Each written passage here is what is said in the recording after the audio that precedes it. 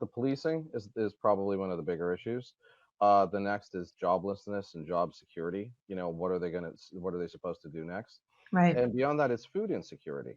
Mm. And that's one of the things that we want to challenge and push in Albany. I mean, like, look, food organizations to bring stuff in, but I'm telling you, people don't have enough money to afford food, and people have a certain degree of respect and esteem where they're not necessarily going to tell you like how much they are suffering. Okay, Right.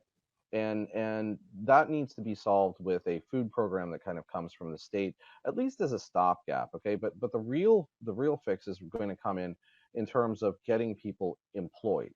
Everything's moving to mobile work. This is going to afford people a lot more opportunities. You don't have to wear a suit. You could wear something casual in a Right. lot of these Right. settings. Right.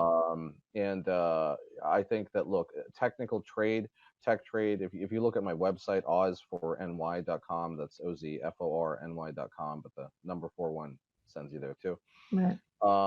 It's I've talked about some of these things. Like Google's talking about putting $175 million into this kind of training. Great. How do we get this into our communities? I think the food deserts are huge, and what we really need to focus on is the vicious cycle.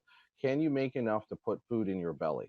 Because Mm. I'll tell you what, the food in the belly problem. I've got 9 and 10-year-old kids that are joining gangs because they don't have enough to eat.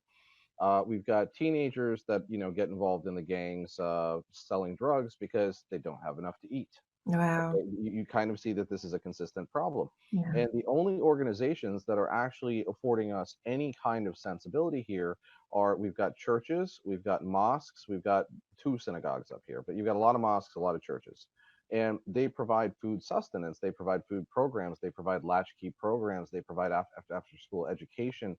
There's weekend training. There's the opportunities to take tutoring classes so that you can get into college